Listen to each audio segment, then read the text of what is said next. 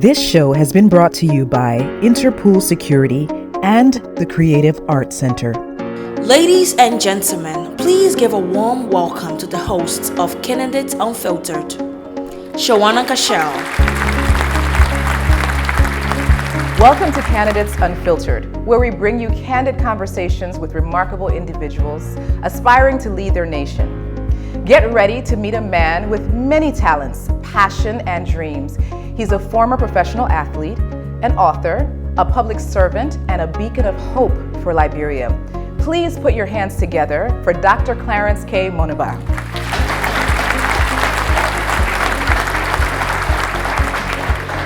Wonderful. How are you today? I'm good. You're doing good. To be here. Very good set, honestly. Thank you. Very good set. Dr. Moniba's deep commitment to public service led him to become Liberia's youngest Minister of State without portfolio, and he now leads the Liberian National Union. With a rich background spanning sports, academia, and governance, Clarence Moniba's story is one of inspiration and a testament to the potential for positive change in this nation. Are you ready for Candidates Unfiltered? Yes! All right, so we are ready to go. So welcome, I'm so happy to have you. You are a very difficult man to reach. No, but that shows your persistence though, because you did not give up. Yes, I did not. I had to have you here today. So welcome, I'm very, very excited to have you be a part of this show. How does it feel to have a live studio audience watching you? No, it's good. You know, we've kept track. I've given 178 interviews now in the last year and a half. And so it's always good, but this is the first time doing it like this, so I'm sure it'll go well. I'm happy. Honestly, I'm excited to be here. This is a great platform, so congratulations on doing this. Thank you. This is how we elevate, what we're doing here in Liberia. So thank you so much for doing this. I appreciate that. Thank you so much. So I have a question. Yeah. So I have a picture of your father up on the monitor. You grew up as the youngest son of Liberia's former vice president, Dr. Harry F. Moniba. Mm-hmm.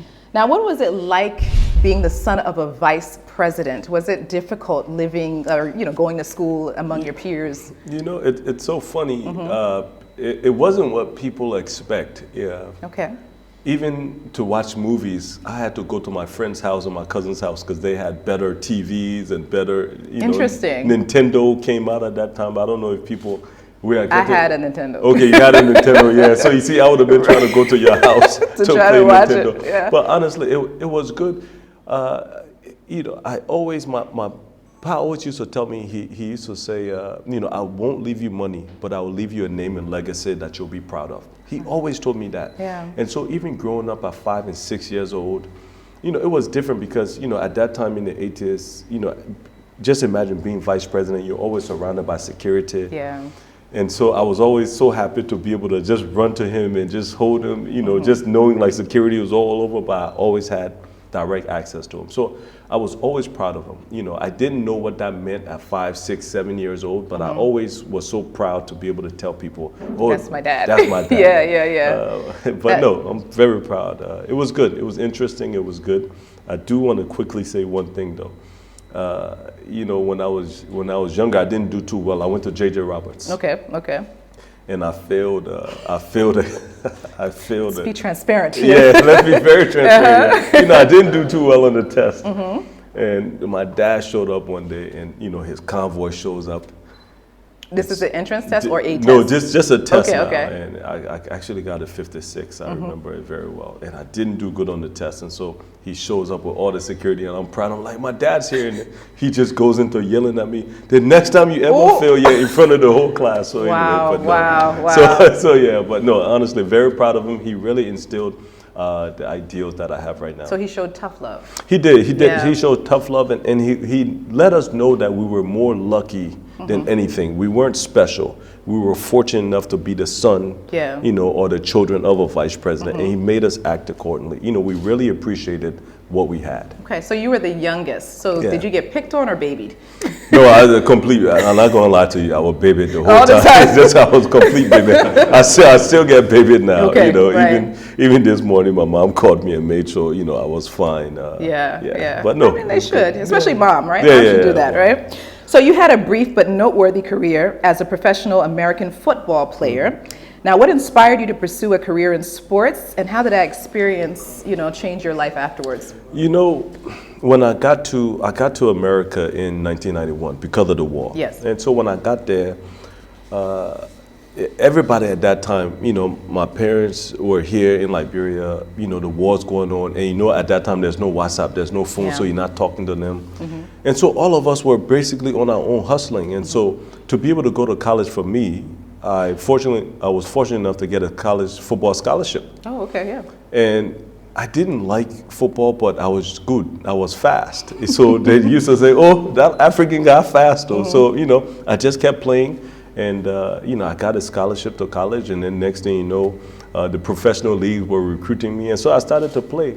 But I always say that. So imagine if you liked it. Imagine if I liked it. Imagine if I liked it. But the problem I had is that my body was made for real African football, not American giant ball football. So I was always hurt. Right. So I have surgery. I've had like 3 surgeries on my knees. So but it was good.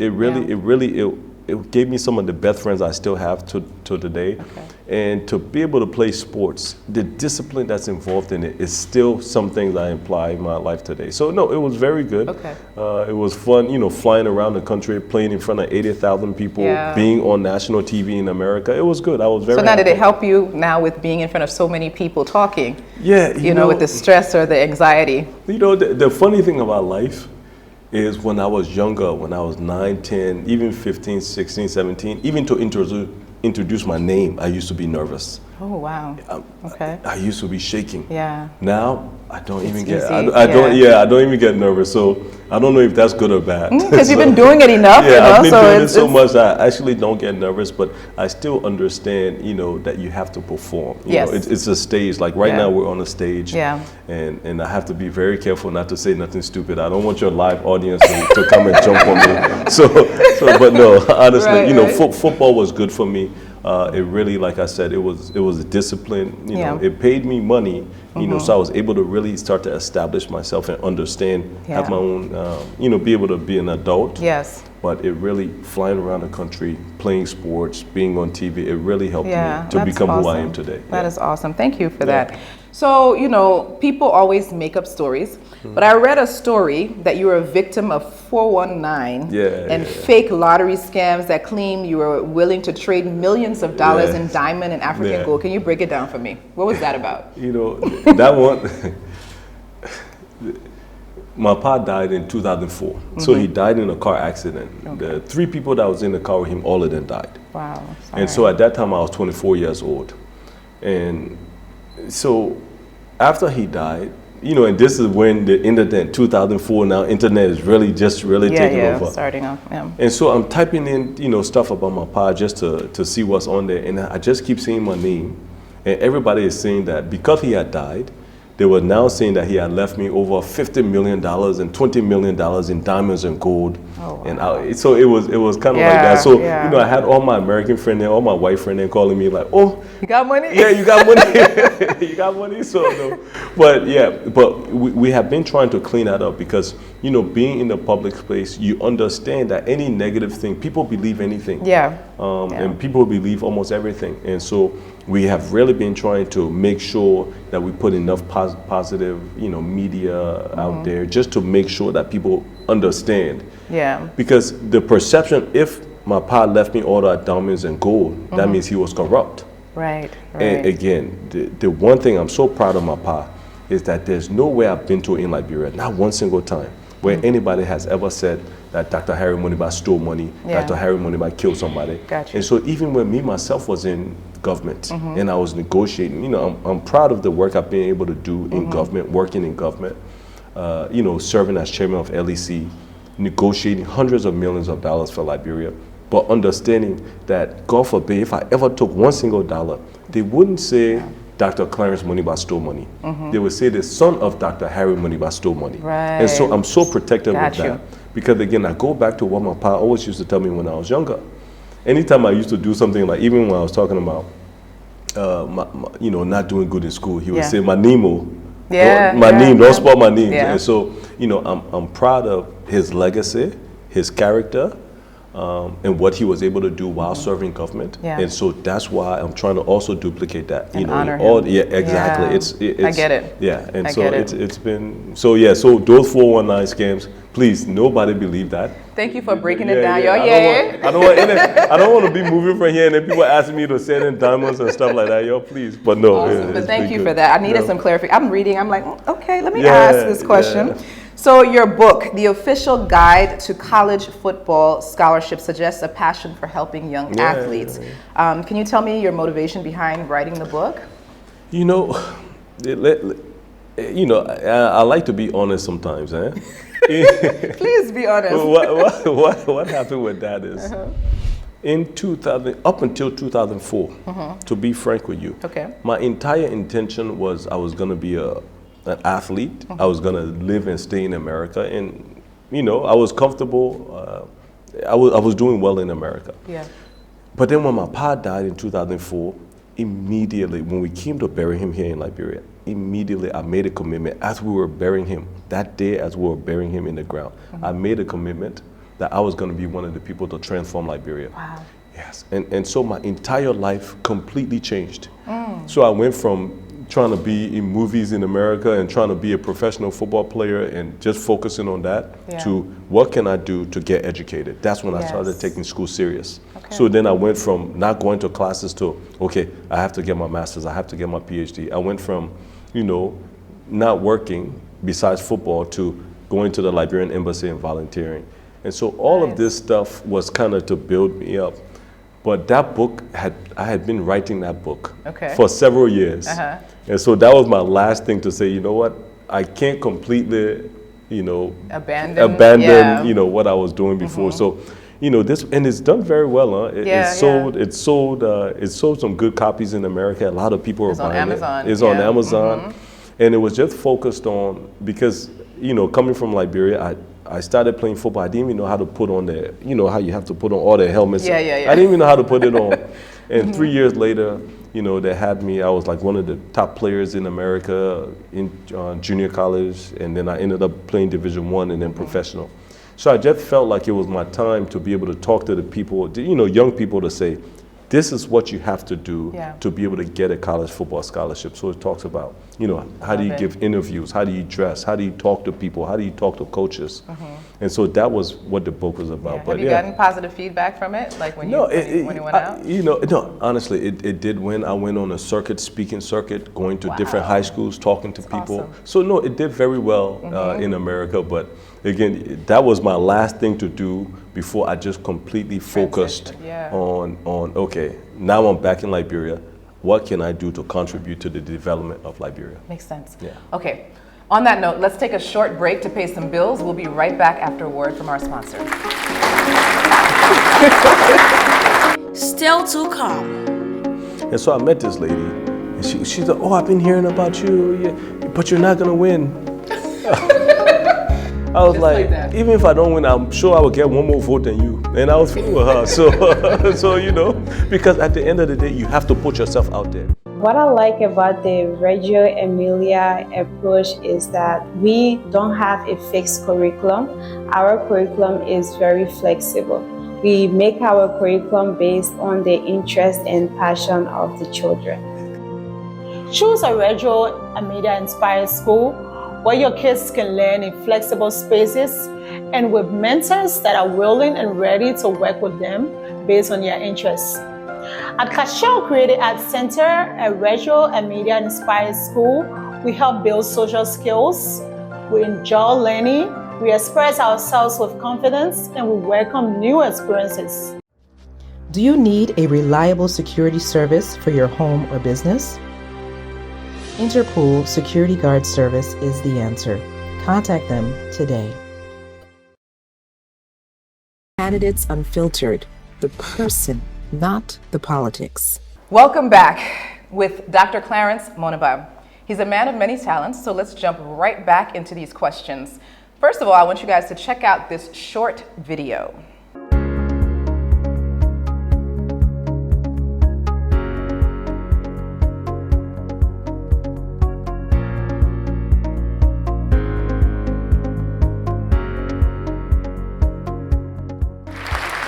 So, when you see that video, what do you think about? You know, I go back to my previous life. I really feel like I've lived 2 lives. Yeah. Well, really 3 lives. But yeah, in the sense of at that time I was doing that. Again, I'm in America. I'm acting in Hollywood.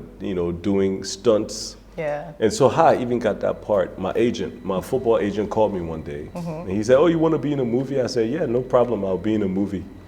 So I showed up thinking it's 1 or 2 people with a camera making the backyard movie. I show up, it's huge Disney set. I have my trailer.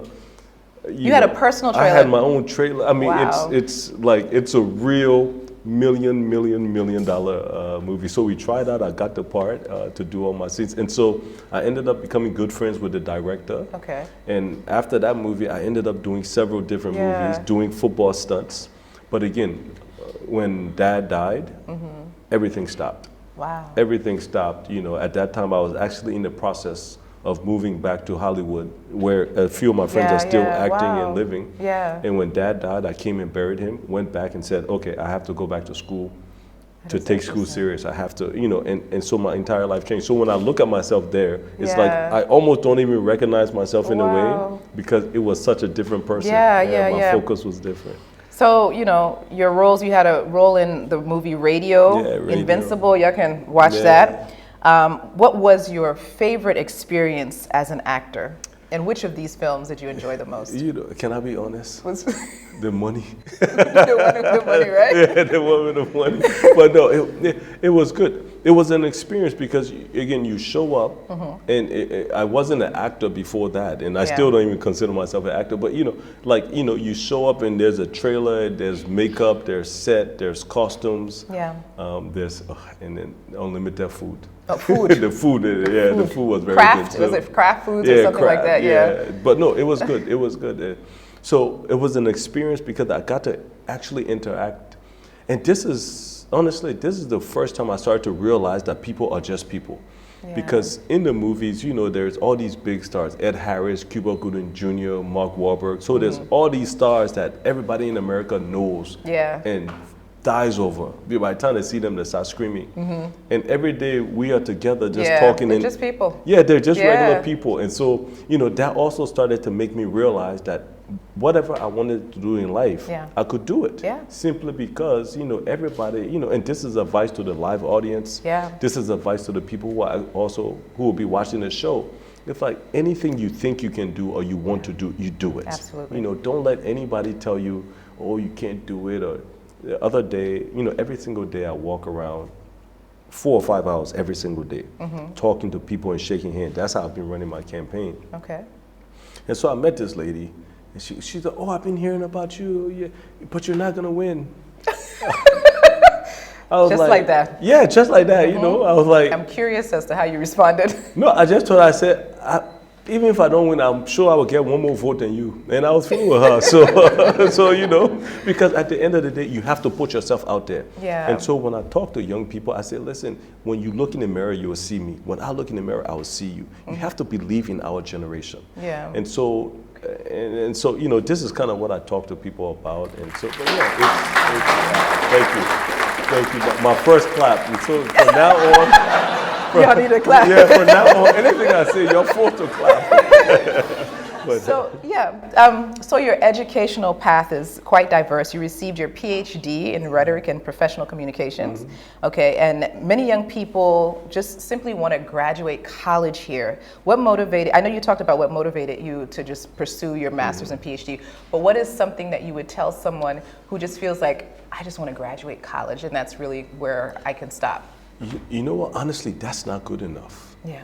You don't necessarily have to graduate college, but anything you do, and again, it sometimes sounds like I'm doing motivational things, but anything you do, honestly, I can tell people I got big heart, but anything I do, I literally want to be the best. It's like when I was playing football. Like football, yeah, right? Like, yeah, honestly. You didn't really like it, but you excelled. It's like when I was playing football, it's like, okay, I need to go to play professional. When I was doing movies up until I stopped, it was like, okay, I need to go to Hollywood. I need to be a big star. Interesting. So now in politics, it's like, okay, I need to be president because that's how I feel like you can make the biggest impact. Yeah, you dream big. It's like dream big. And so, and other example I gave, I was speaking to a school yesterday, and again, this is for the live audience, this is for the people who are listening.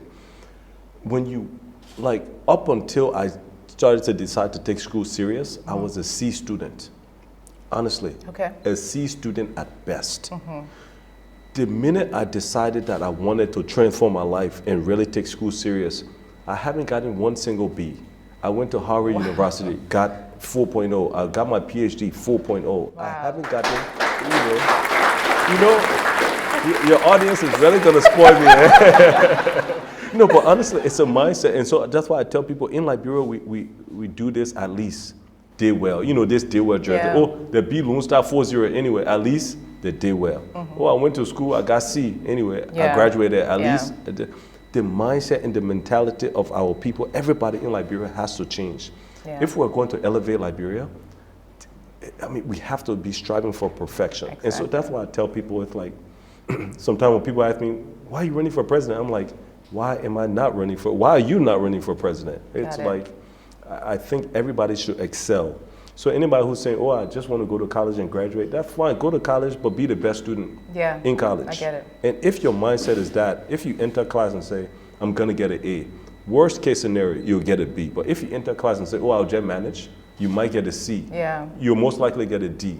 And so this is the mindset that the young people, when I talk to the young people of this country, it's like, listen, your expectation has to be extremely high, you know, and what we have for our country, it also has to be high. We're so satisfied with build a road, so no sidewalk, no nothing, but we got road. Yeah, we got road. The current come for 7-8 hours. Oh yeah, the standards we have in this country are low. Yeah. And so to transform this country, we have to elevate our standards. The last one I want to talk about that is I was in Ghana a few years ago, right before the elections, the presidential elections. So I was just talking to the guy who was driving me. I said, oh, who are you going to vote for? So now, mind you, we're on a highway in Ghana that has 6 lanes, 3 going, 3 coming. Yeah. Never before been in Liberia before. Yeah. It's a highway that if we were to take this highway and bring it to Liberia, we will make whoever brought it president for life. We will be so happy. So we're in Ghana driving. There's all these huge buildings that, again, never been in Liberia before. And I asked the guy, I said, who are you going for as president? The guy just looks at me and he goes, look at my country. We are suffering. We have nothing. The government has failed us. And I'm sitting there going, God, if you brought a typical Liberian here, the man would feel like he in heaven. Yeah. And so these are the standards we I have get to it. start to establish for ourselves. Yeah. If Ghana can do it, so too can Liberia. Yeah. Wow. Powerful. Y'all clap now. Okay, so I have to ask this question. You're young, you're handsome. Now I read somewhere recently. Yo, please clap for me. So I read somewhere recently about you not being married yet running for president. Yeah. What do you say to people that say, well, why are you still single? Is it a preference? Is it a choice? Or you just haven't found the right person? It's a combination of both, to be honest. The bad thing for me is that I actually watched my parents in love. Honestly, and people can think I'm dead, but I actually saw my mother and father together in love, truly happy up until their last days. And so, growing up, I feel like a lot of people have settled in their marriages or settled in relationships. So, I was in a relationship. I have a beautiful son that I love. I have a son. The mother and I, we quite didn't make it to the finish line. But I'm looking forward to being married one day. But my thing is, I'm not going to settle. It has to be somebody who understands that Liberia come first. You know, Right. it's like, you know, the commitment and dedication. People don't understand, like, you know, when they see me sometimes, people say, oh, you was minister, you're part of vice president, you did this, you got all this money, but people don't understand, like, I'm literally taking money from home to give, you know, to whether it's volunteers or schools or something like that. So I have to marry somebody who understands my career, my mindset, my attitude, my goals, and they have to not only do they have to build me, but I also have to build them. And so I'm looking for somebody, you know. Y'all heard it. No, not. You heard what he said? Did he just come on the show and tell me that he's... Okay, let me put it this Clarify what you were just saying to the people because the way I heard it. I'm looking for somebody who will. Okay, all right, continue. You know, but honestly, I'm looking for somebody who will be a good partner to me. Yeah. And not somebody just to say I'm married. I could, you know life, you know Liberia. I could have easily gotten married. Yeah. Easily gotten married, but that, you know, that would have just been for show, because the thing is, from the political standpoint, people come to me, so they can't say I'm not educated. I have 2 masters and a PhD. They can't say I'm not qualified. I've served as, you know, youngest chairman of LEC in Liberia's history, Minister of State, head of President's Delivery Unit. I've worked as a consultant to the World Bank, African Development Bank, United Nations. You know, so you're qualified. So I'm qualified. So they can't say I'm not educated. They can't say I'm not qualified. Right. They can't say I've ever taken one single dime in corrupt money. They can't say I don't have a vision. They can't say anything. So the only thing they come up with is the men are married. Men are married. But then, you know, so I always tell people. You're like, I'm trying, y'all. Yeah, I'm like, I'm looking, but I'm not gonna see that something to say. That's a serious commitment. No, you can't just do it for the people. And so people, I get honestly, some people can say, oh, the Bible says get married. I mean, people have all these things. I'm like, no, but we have to understand that we are going for lifelong partners. It's not just to get somebody. Right. And so for me, that's been my commitment. I will get married when I find the right person and not for any political gains or anything. Yeah, that requires a clap. Wonderful. I love it, and I'm with you on that one. So you've had the opportunity to work with international organizations like the African Development Bank and the United Nations. Could you share a story of something that you remember that was particularly impactful that you did or that was done by the organization or, you know, in your leadership capacity? You know, to be honest with you, and sounds like I'm selling myself, but I can always make big muff. So I'm making big muff to your audience here. You know, I tell people, I say I got strong spirits. So by the time you see me, everybody here in the audience is going to vote for me now. So I'm not even worried about that. But you know, what I am proud of, you know, working at all those institutions is because, and let's be honest with you, and I'm assuming most people, everybody here are Liberians. Yeah. The reason why I'm so passionate about Liberia and even leading Liberia is that the perception people have of Liberia is low, honestly. Yeah, it is true. Even when I was going to, when I was going to Harvard, for example, it's like, and I talk, and you know, I made the top 2 for best speaker at the Kennedy School at Harvard, and so it's like, yeah, I'm from Liberia. They're like, really, Liberia? Because the perception of Liberians is that Ebola, civil war, poverty, stupidity, underdevelopment. Every negative thing you can think about is what people take to Liberia. So true. And so even with Liberians, I always tell them that as well. It's like, that this too is Liberia, or that Liberia here. When I first moved back to Liberia in 2011, and I was trying to hire my staff, so I told all my people that were already working with me, I said, we are not hiring anybody's cousin, uncle, girlfriend. We are going to hire people that nobody knows. The first thing they said, now America here. Yeah. So what does that say? That means nothing good can happen in Liberia. That's the perception. That's the thinking. Okay. And so I say all that to come back to the point of what I've always been proud of when I travel around the world, and again, you know, almost 50 countries in my life I've been to. When I travel around the world, I can be too proud to tell people I'm Liberian. I don't even want them to ask me what my name is. I want them to ask me what country I'm from, so I can say I'm Liberian. Because I truly feel like, you know, Liberia is one of the greatest countries in Africa, but we don't live up to it. And so I feel like I'm an ambassador every time I'm talking, you know, every time I'm interacting with people. So all of that to say, when I was at the World Bank, when I was at the African Development Bank doing consultancy work at the United Nations. I truly felt like my job was to make people understand that the Liberia they know is not just civil war and killing and underdevelopment. I wanted people to know that Liberian people are just as good and qualified. So I really feel like that's some of my contributions. But when it comes to infrastructure development, I led a lot of negotiations. And I'm proud. Even Mount Coffee, I was on the team that 3 or 4 people that went to the U.S. to negotiate $250 million.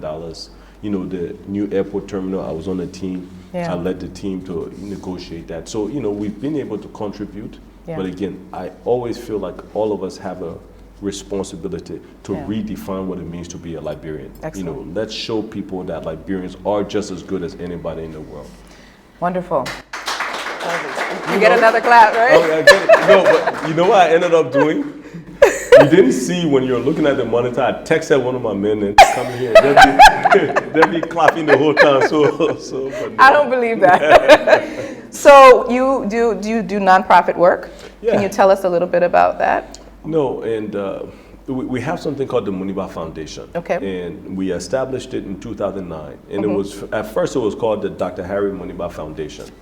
Because one of my goals is to make sure that nobody forgets who my father was. But we transitioned it to Moniba Foundation. And so, we're so proud of the work we have done. We've worked with hospitals. We've given hundreds of scholarships to technical and vocational training schools as well as community colleges. During COVID, we fed several thousand people. We've done cleanup. We've done a lot. But I always tell people, no matter how much you do, and the reason I'm running for president is that no matter how much you do from a philanthropy, standpoint, you can only affect 2%, 1% of the population, just a small percent of the population. So because of that, I truly believe if you want to change the country, it has to be done from a macro level, like a governmental perspective. Because now you can put in policies, you can actually apply the money used to develop the country in the entire country. And so my goal, I told you I got big house small. So our goal after the elections, no matter what happens, win or lose, our goal is to make the Moniba Foundation the biggest foundation in Liberia. And so, like I said, we've been around now for 12 years, a little bit, 12, 13 years now, but we'll continue to build the foundation so we we're going to establish it now in every district, in every county in the country going forward. Excellent. Excellent. All right, so it's time to honor our sponsor again. We'll be right back after this. When we come back. When I see young children like that in Liberia, no advantage, no opportunities, they inspire me to continue to do what I'm doing. Do you need a reliable security service for your home or business? Interpool Security Guard Service is the answer. Contact them today. What I like about the Reggio Emilia approach is that we don't have a fixed curriculum. Our curriculum is very flexible. We make our curriculum based on the interest and passion of the children. Choose a Reggio Emilia inspired school where your kids can learn in flexible spaces and with mentors that are willing and ready to work with them based on their interests. At Cashel Creative Arts Center, a Reggio Emilia inspired school, we help build social skills, we enjoy learning, we express ourselves with confidence, and we welcome new experiences. Candidates Unfiltered, the person, not the politics. Welcome back. So real quick, got a game for you. Are you ready? I'm kind of nervous. Okay, don't be nervous. Have you heard of Would You Rather? Yeah. Okay, all right. Here we go. Yeah. Would you rather be a famous actor or a successful author? Give me fame. Fame? Okay. Power of super strength or the ability to teleport anywhere instantly? Teleport. Yes. Yeah. Never age physically or never age mentally? Mentally. Yeah, I'm with you. Yeah. Here we go. Be known for your intelligence or your kindness? We had a debate on this one. You know what? Honestly, I can't take both, eh? No. So, Nope. You know, I mean, let me be, let her not like me, but let me be smart. Okay, go ahead. Be smart? Yeah, Okay. so I'll take intelligence. Always have to speak your mind or never be able to speak again. Okay, I have to speak my mind. Yeah. Okay. Have a personal chef or a personal massage therapist? No, chef. I couldn't even finish this. No, that one, that one, I want to eat. Let me eat. Okay, so in light of your campaigns focused on empowering youth, could you tell me a story maybe about a young person's life who you inspired, or who told you that you inspired them, or a mentor who inspired you? You know, it's a combination of both. You know, and I think I said it when I first started talking, but I truly believe, like, when young people see me, they see themselves. And so I think that in itself, it's inspiring the young people, because again, I'm 44 years old. And the mindset and the perception of most Liberian people is that to run for president, you have to be in your 60s and 70s. But what they don't understand is that, you know, a lot of people talk about, oh, future is, listen, your future is not 10 years from now, your future begins today. And so, you know, I think and I hope that when people see me, they see my background, they see the education, they see my contributions to Liberia at a certain age. They understand that they themselves can do it. So I hope I'm a representation and inspiration to the typical person in Liberia.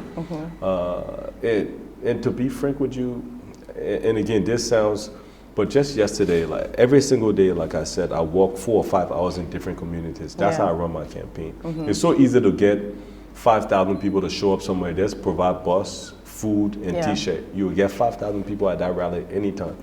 So I actually go to communities that have never even seen presidential candidates. And even yesterday, I remember I was sitting there, and, you know, it was probably like 200 people, you know, dancing and chanting my name. And I saw a little girl. She was just kind of in the back, and she was selling, you know, I didn't quite see what was in, you know, but she had, I think it was like peanuts and biscuits or something like that. And I remember looking at her, and I don't know if she inspired me, but she was standing there like with confidence, just like I'm standing here, I'm selling, and she was she couldn't have been more than 8 years old. And so that's looking at her, it was kind of like, she is strong enough to do that every single day, because that's not her first day doing it.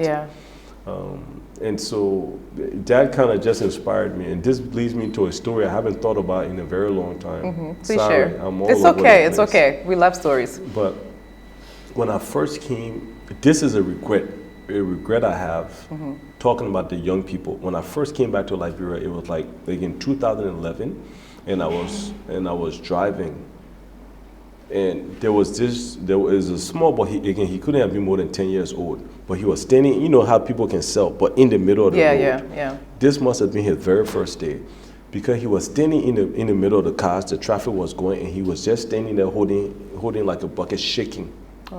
He was shaking the entire time. And I always think about that, because I don't talk about it much, but I think about it because I feel so guilty I didn't stop. I feel so guilty that I did not stop and at least try to be. But, you know, so when I see young children like that in Liberia, no advantage, no opportunities, you know, they inspire me to continue to do what I'm doing. Because I truly believe that Liberia can be a great country. I truly believe that our generation would do it. And I truly believe that I have committed, you know, myself to be able to lead this generational fight, to be able to say that Liberia can be a great country, and we are going to be the ones responsible to do it. So when I see young children, again, suffering, that inspires me to continue to do what I'm doing. And not listen to, you know, like all the people who are saying, thank you. And I listen to all the people who are, oh, you won't this, you won't make it, you won't.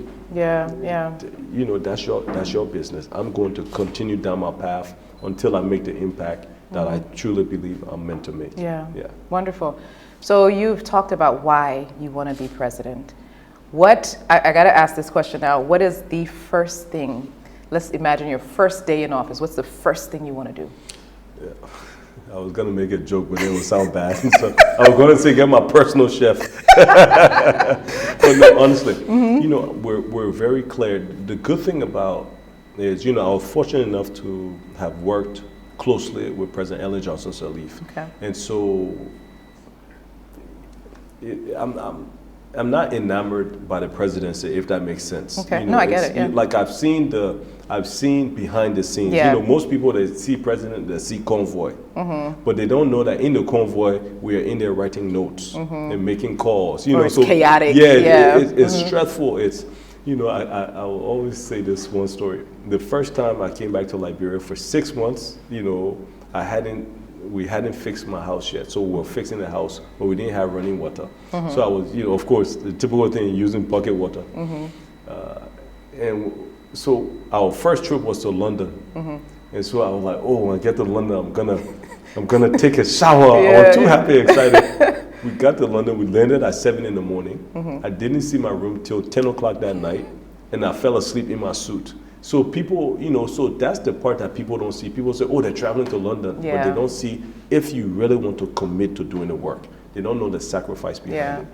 And so for me, honestly, my first day is going to be, there's several things I want to do. First of all, I want to make Liberia visa-free on our arrival. There should be no reason why it should be difficult for anybody in the world to come to Liberia. So, so honestly, one of the first executive orders I want to sign, so first day is Liberia, anybody, anywhere, you can get on a plane and come to Liberia and spend your money. We need to build our tourism sector. So that's one executive order I want to do.